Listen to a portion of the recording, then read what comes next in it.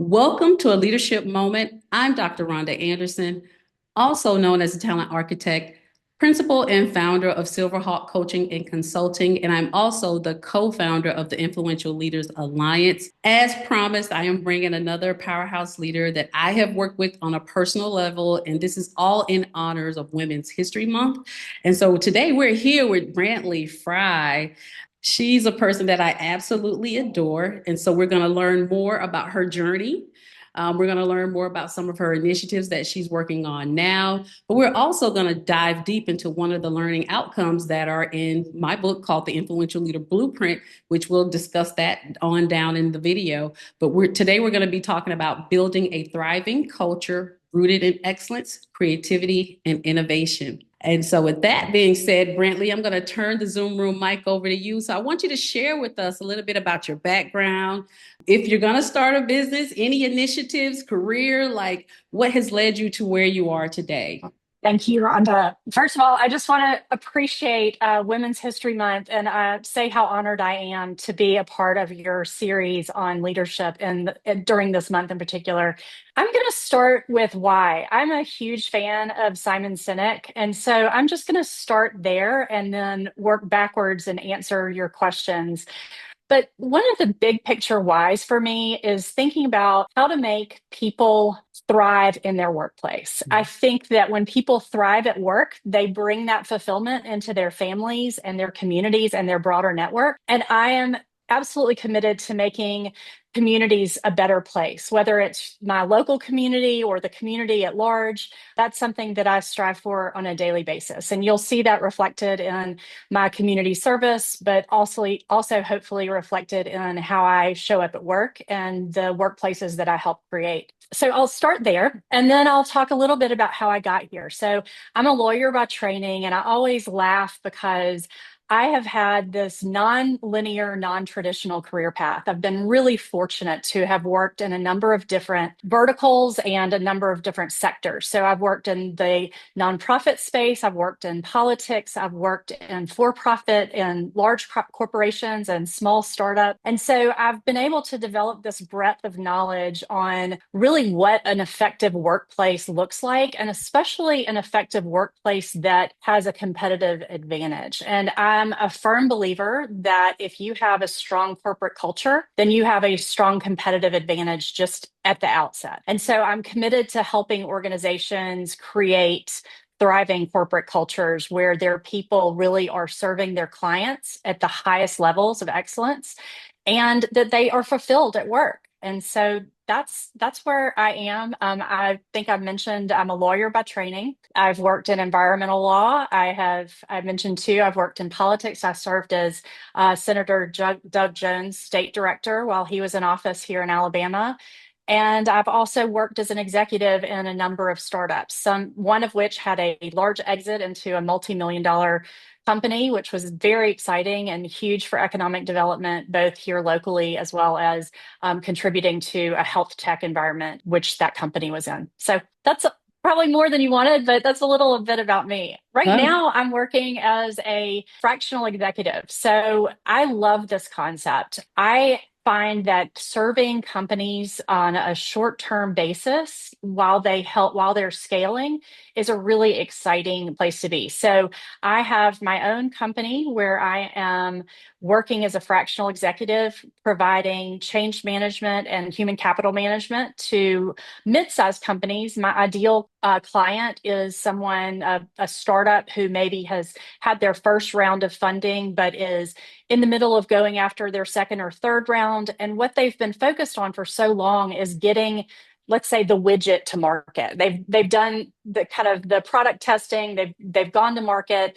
They've been successful in that space, and now they want to scale, but they need a clear people strategy to scale. And so I help companies like that do that, just that scale with a I with a strong strategy and culture.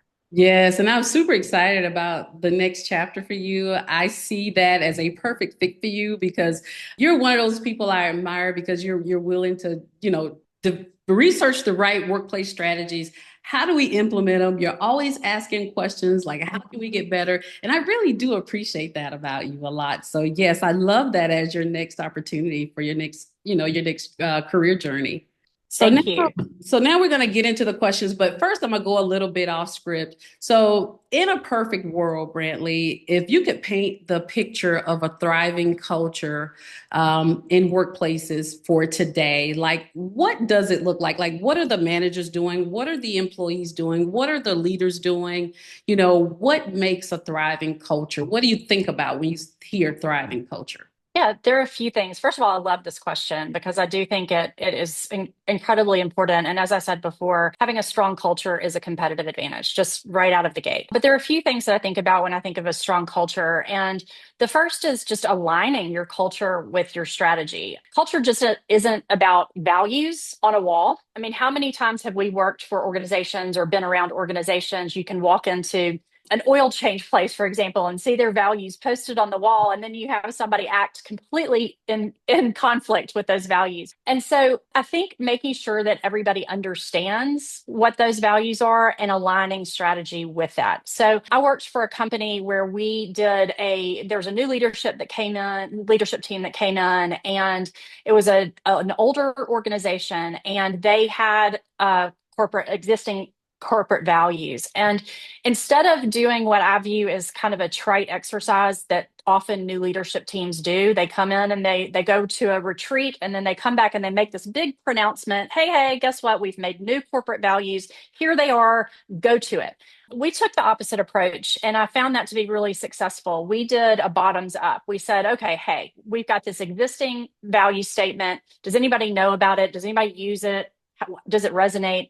What do y'all think about it? And we asked everybody in the organization, it was about 200 employees or so. We asked everybody in the organization what they thought about it. And through that, we found that the existing values were a little dated. They didn't quite speak to the unique organization or the unique characteristics of this organization. And so from there, we rebuilt and tweaked the value statement.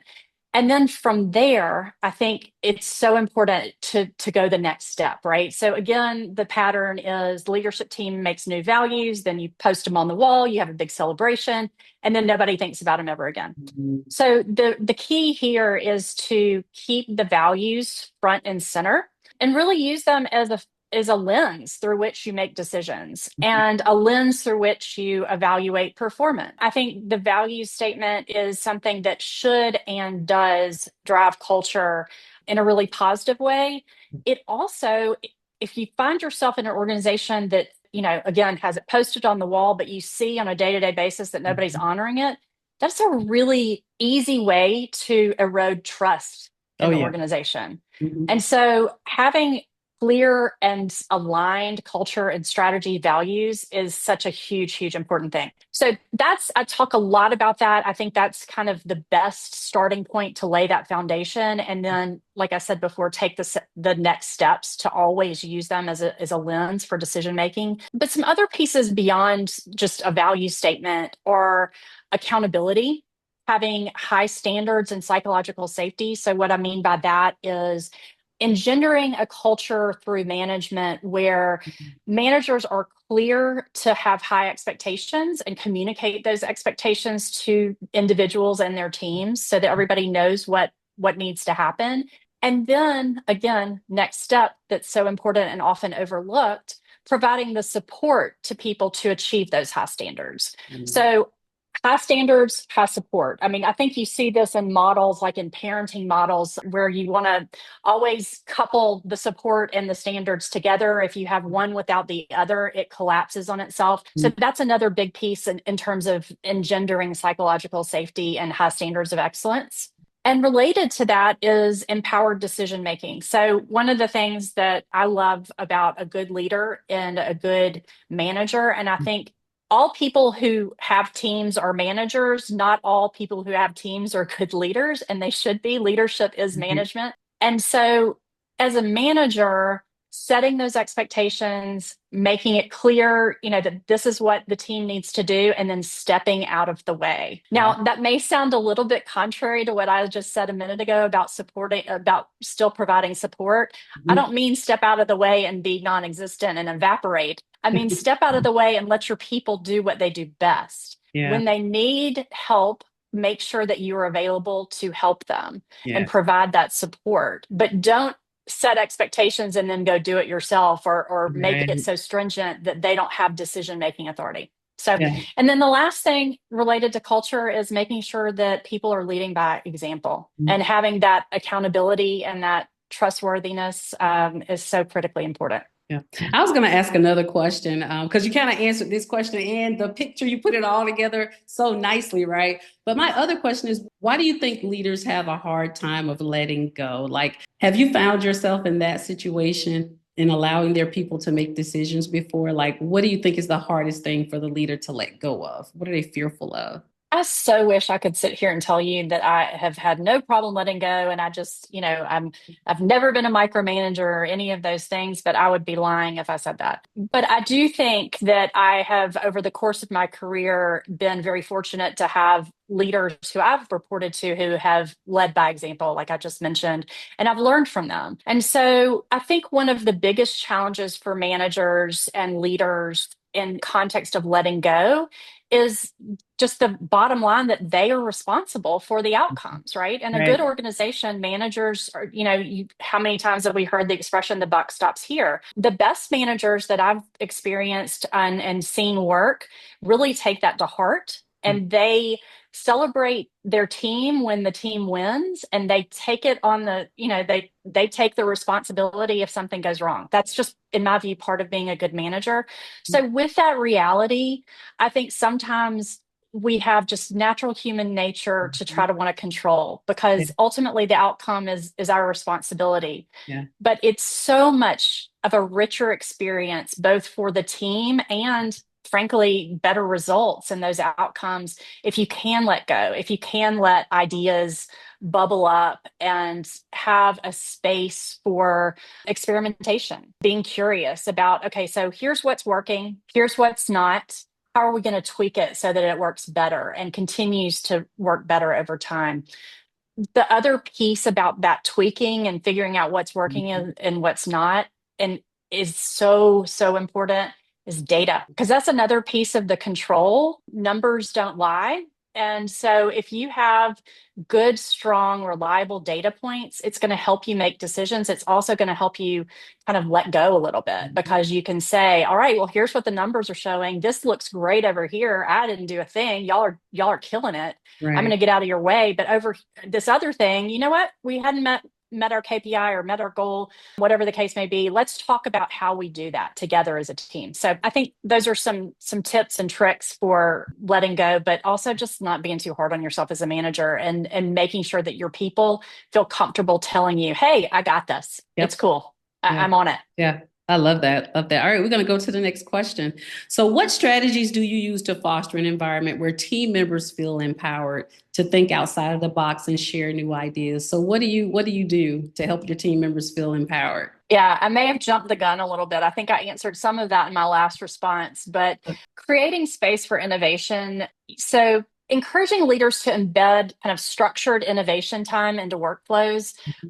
I know that most people these days are meeting to death, right? I mean, I think most professionals are in scenarios where they jump from one meeting to the next meeting to the next meeting to the next meeting, and then they do the real work in off hours. Oh So yeah. this is problematic for any number of reasons, not least of which is burnout, but we'll talk about that if we have time. But I think in the case of innovation and creativity, not having time for deep thought and kind of boredom for the brain, where people can sit and look at solutions, test solutions, Mhm. and like I was saying before, have room to experiment Mhm. and then collect data on what's working and what's not.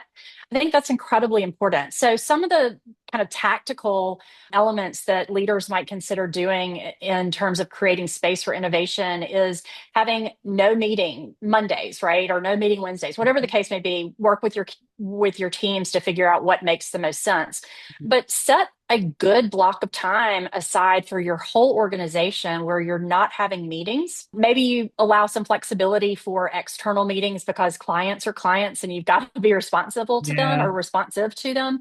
But I do think you can set limitations on internal meetings in ways that people have time to think and truly work, have deep Mhm. work, because oh my gosh, we all probably have ADD in some form or fashion because of the dings and the buzzes and on cue. As I'm Yeah. saying that, I just got an alert fly through my screen.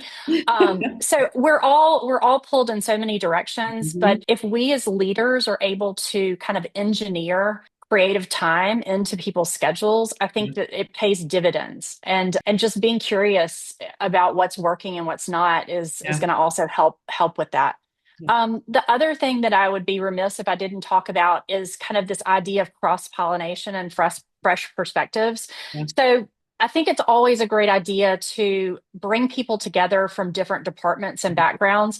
And some of those who are listening carefully, if I haven't bored them to tears already, will notice that I just said don't have meetings, and now I'm about to say maybe have some meetings. But I think the You gotta takeaway have from that, some, right? You gotta well, the have some. takeaway from that is really to make sure that you're having structured and Mhm. super, super productive and Yep. thoughtful meetings, that your Mhm. agendas are clear and that you have the right people in the meeting. Don't just invite everybody because they're in the department. Mhm. Instead, think about inviting key people who are on the project and who bring different perspectives from different parts of the organization.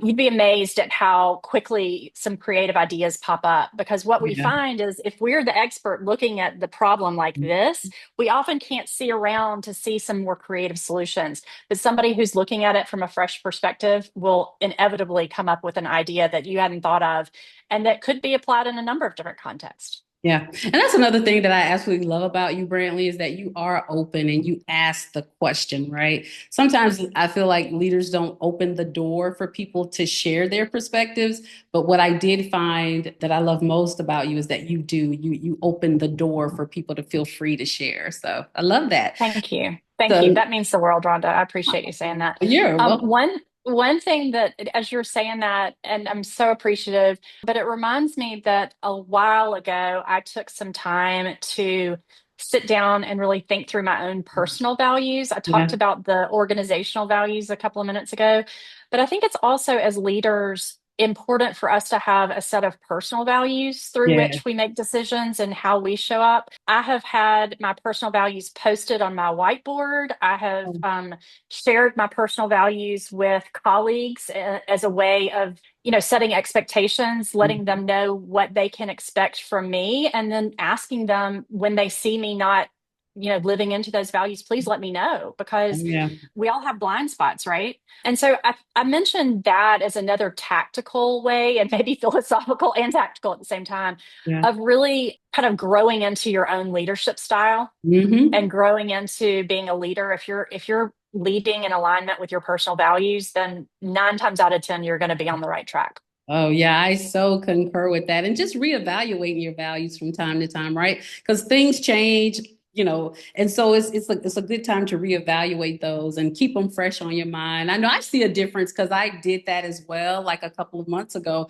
Just reevaluated my personal values and how I run my business, what do I value? And so it just feels really good to know what I value, and it helps me to pick my clients and helps me be a better person. So, the list goes on. But yeah, that is. Yes, values are definitely key. So, next question: how do you strike a balance between maintaining high standards of excellence while allowing room for experimentation? Because, Brantley, you are one thing I can say about you, you are a very high performer and you can go, go, go. And I've watched you, do that. And I'm just like, how does she do it? And you seem to have it all together. You're Well, not, thank you again. I some people appreciate you walk saying that. you're so welcome. I know I'm probably like walking around with my hair on fire. You're walking around like, yeah. Next thing. You know that is not true, Rhonda. You approach things with such grace and creativity, and such a high level of energy. I mean, that's something. Your energy is always contagious, and I know that every time, every interaction that I've had with you, I walk away feeling energized and excited about whatever it is we talked about. So, Yeah. right back at you, friend. Oh, So what you're asking about balancing structure and innovation, and this is an interesting question to ask a lawyer, and you probably remember hearing me say this a million times, but I love this concept of guardrails and not roadblocks. mhm. Sometimes we view, and I'll just use compliance as an example, and I'll use that just general, like lowercase c compliance. I always talk about compliance is non-negotiable. There's never going to be a time where we are going to, any organization that I'm involved in is going to walk into a situation where we're not going to be in compliance. Mhm. Compliance is also just what I described before. It's guardrails, right? It is Yeah. the sides of the road and that you have to stay in between in order to stay legal. Mhm. But within those guardrails, there's lots of room, or should be lots of room to maneuver and create solutions. And what I found, especially for organizations that are highly regulated and organizations that have been in the same, like maybe older organizations, kind of legacy organizations, you'll find people really falling into the trap of, well, we've always done it this way. This is what the law says. This is how we comply. And it's like, well, wait, when was the last time you talked to your lawyer to ask, have the regulations changed? If so, Right. how? Does the current best practice match that in terms of compliance? Are there ways that we can work within the guardrails to create process improvements so that we meet compliance more easily? So I think falling into that trap is so easy to do, but it is critically important that you avoid it. And so I think one of the ways, and again, kind of tactical things that you can do as an organization and as a leader, when you find yourself kind of balancing structure and innovation, is to get really curious. And you mentioned curiosity earlier, Uh-huh. but truly, there's an old maxim, and I forget who said it off the top of my head, but this concept of asking why 5 times. Mhm. So Yep. why do we do this? Okay, we do it because of X. Okay, but why X? Okay, we do it because so really digging and digging and digging. And here's the reality, that takes some time. So going back to what we were talking about earlier in terms of structuring, creating space for people to be more innovative, I think those are great times when you have a group of people kind of trying to noodle around a problem. Yeah. Use that format, the ask why 5 times. Why do we do it this way? Why? Yes. Um, and I think that's a great use of time and a great way to kind of let new ideas bubble up. Oh yeah, definitely. I definitely love the five whys. I used to struggle with it because you kind of sometimes like after you get to like why number three is like, oh, I think I'm out of answers, but no, what's the next why? Yeah. It's usually the third time when people like literally it's almost like they can't help themselves and they don't realize it until it's just right out of their mouth. That's when you hear, well, this is the way we've always done it. It's like, Exactly. oh, it's the worst. It's just like, nails on a chalkboard. But the other thing that I think is important mentioning in this concept of, structure and innovation is data driven risk taking. I Mhm. mentioned that earlier in terms of Yeah. experimenting. Yes. Make sure that you're tracking what's working and what's not, and then making tweaks. There's an expression in the startup space about failing fast. And I think Hmm. that's a really important concept. But what I really latch onto in that concept is not necessarily abandoning the whole solution. Like, okay, we're going to try this thing. And if it doesn't work, then we're going to go totally pivot to a brand new thing. I find that instead of just scrapping the whole thing, if you have enough data, you can dig into it and say, okay, wait, this solution worked in this component. What can we bring in to fix the parts that are broken? And rather than just like wholesale abandoning new solutions. So I think it's really important to have that data collection Oh also. yeah. Oh yeah, definitely. I do too. And I love the fact that you were so data driven when we were working it together. And it really did make me have a newfound love for data. data? Because at first, sometimes you're just like, oh gosh, it's another survey. But no, there is a lot of information and gaps you can fill with having that data. And I loved how you had someone on our team that was specifically their job. You know what I'm saying? So it was like the best thing because you had someone who understood data all the time, whereas some managers we understand it to a certain degree, but having a subject matter expert on your team who understands data is very key. And so I love that even if I'm short, our subject matter expert, kind of had us covered, right? With tying up all the loose ends That's right. when it's time to collect data. So, all right, well, next question. What challenges have you faced in trying to build or sustain a culture of excellence, creativity, and innovation? And how did you navigate your personal challenges? This might be the shortest answer I give you.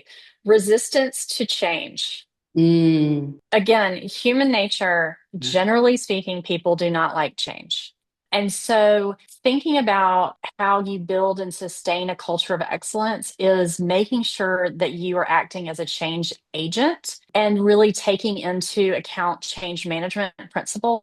And, some of the questions that change agents have to answer relate to three things. They relate to, and I read this somewhere long, long ago, but I internalized it, and I think it's so important.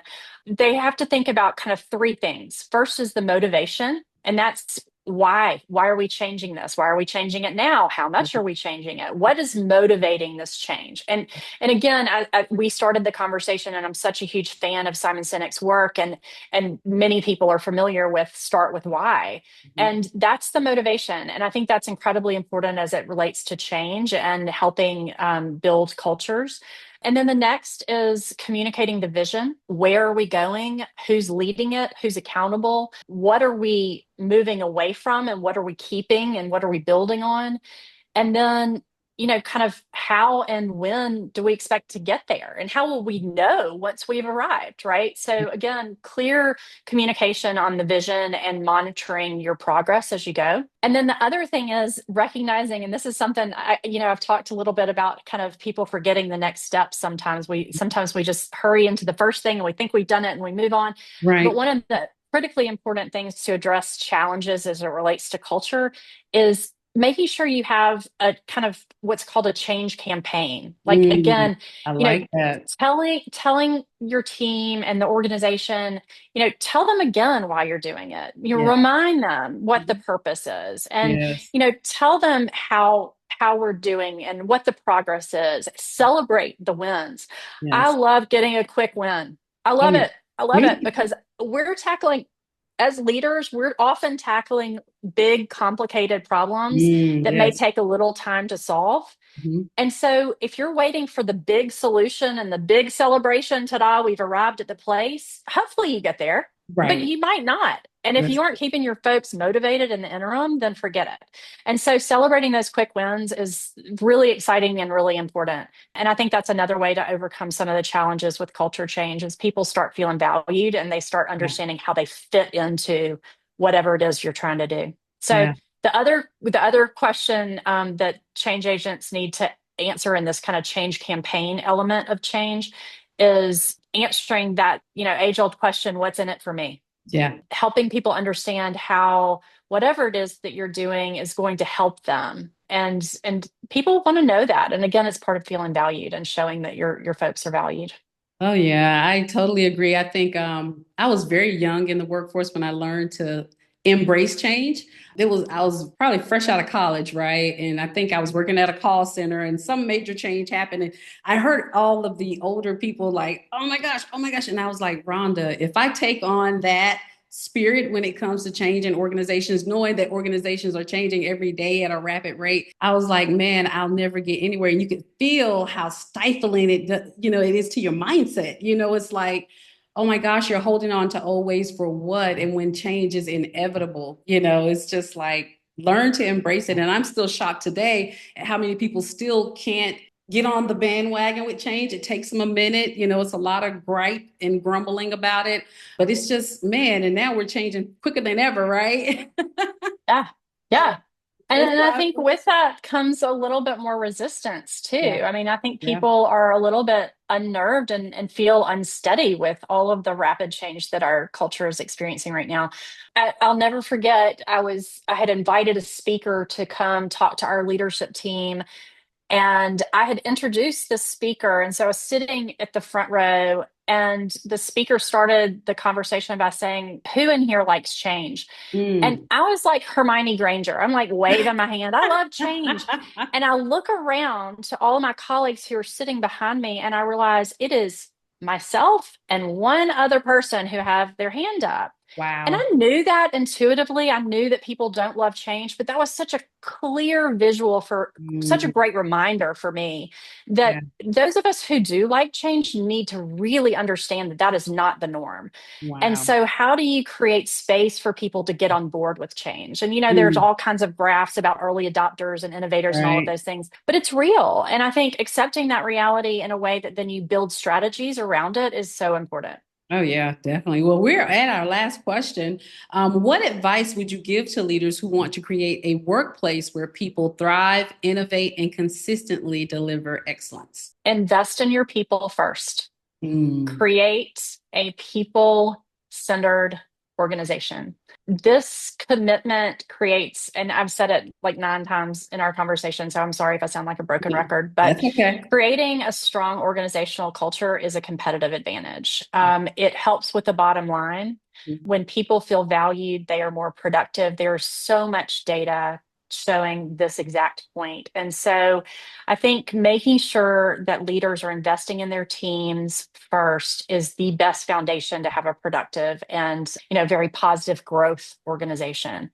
Some other things that are related to that are, and I've mentioned this too, but defining success clearly and then getting out of the way. We talked about Yeah. that. And Mhm. then the other piece, and I'm just going to kind of wrap up some of the themes that we've talked about, but I can kind of put them in some bullets. But the other piece is embrace the discomfort and challenge assumptions. So, that change management piece, all getting comfortable with the discomfort. And then related to that as well is never stop learning and evolving. So Mm. just dig Right. into that value of curiosity and having that drive towards excellence, Mhm. recognizing that you can never stop improving. You'll never reach perfection, but you got to keep aiming for it. That's right. I love it. I have enjoyed our time, and we have one more slide. I'm going to talk about the book. As I stated, the Influential Leader Blueprint is here. You can order pre-sales. The pre-sale link will be down in the comments. This book is all things leadership. It is not a theoretical book. It's a very practical book. It has hands-on tips and strategies to help you enhance your leadership journey. It allows you to address any gaps, but it's also filled with lots of tools to help you even implement some change things that you need to probably implement, right, to lead your team to greater performance. It's for everybody, right? Because we're all leaders, contrary to what people may believe, whether you have a title or not. But I am thanking everybody in advance for the purchases. I say book sub because it's good for you, it's good for your teams, just all the things. And like I said, this book is really written with stories in it about some of my experiences personally. I've talked about some of the experiences I've witnessed other people see, and some of the people I have coached. Some of their stories have made it into the book as well. And so I'm super excited about it. So, yes, yes, yes. And It's so, so exciting. Congratulations, Rhonda. thank you so much, Brantley. And that, my friend, is a wrap. And so remember, this month is Women's History Month. Make sure that you tell a woman that inspires you that she's inspiring, and let her know that, and be intentional about it, because it's very important now. I know so many amazing leaders, and I am just so thrilled to be in great company with a lot of great leaders.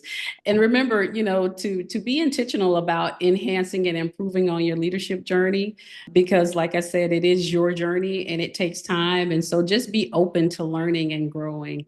And so with that being said, again, that's a wrap, and thanks for watching.